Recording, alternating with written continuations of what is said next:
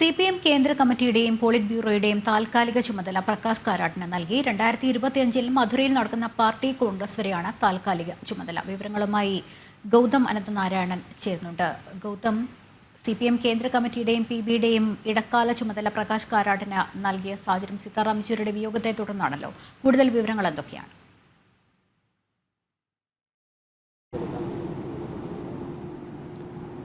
ലക്ഷ്മി, ഡൽഹിയിൽ ചേരുന്ന കേന്ദ്ര കമ്മിറ്റി യോഗമാണ് ഇപ്പോൾ ഇത്തരത്തിൽ ഒരു തീരുമാനം എടുത്തിരിക്കുന്നത്. അടുത്ത ഏപ്രിൽ മാസത്തിൽ, അതായത് 2025 ഏപ്രിൽ മാസത്തിലാണ് CPIMന്റെ 24ാമത്തെ പാർട്ടി കോൺഗ്രസ് മധുരയിൽ നടക്കാൻ ഇരിക്കുന്നത്. അതിനാൽ വരുന്ന 7-8 മാസത്തേക്കുള്ള സംഘടനാ ചുമതലയാണ് ഇപ്പോൾ പ്രകാശ് കാരാട്ടിന് നൽകുവാൻ കേന്ദ്ര കമ്മിറ്റി തീരുമാനിച്ചിരിക്കുന്നത്. പോളിറ്റ് ബ്യൂറോയുടെയും അതോടൊപ്പം തന്നെ കേന്ദ്ര കമ്മിറ്റിയുടെയും ഏകോപന ചുമതല, ഒരു കോർഡിനേറ്റർ എന്ന നിലയിൽ അടുത്ത പാർട്ടി കോൺഗ്രസ് വരെ പ്രവർത്തിക്കുക എന്നതാണ് ഇപ്പോൾ പ്രകാശ് കാരാട്ടിന് മുന്നിലുള്ള പ്രധാനപ്പെട്ട ചുമതല എന്നത്. നമുക്കറിയാം, അടുത്ത ഇടെയാണ് CPMന്റെ 5ാമത്തെ ജനറൽ സെക്രട്ടറി ആയിരുന്ന സീതാറാം യെച്ചൂരിയുടെ വിയോഗം സംഭവിക്കുന്നത്. അതിനെ തുടർന്നാണ് ഇപ്പോൾ പ്രകാശ് കാരാട്ടിന് താൽക്കാലികമായ ചുമതല നൽകിയിരിക്കുന്നത്. ഏറ്റവും ശ്രദ്ധേയം എന്നത് സീതാറാം യെച്ചൂരി 2015 ഈ ചുമതലയിലേക്ക് എത്തുന്നതിന് മുൻപ് പാർട്ടിയുടെ ജനറൽ സെക്രട്ടറി സ്ഥാനം വഹിച്ചിരുന്നത്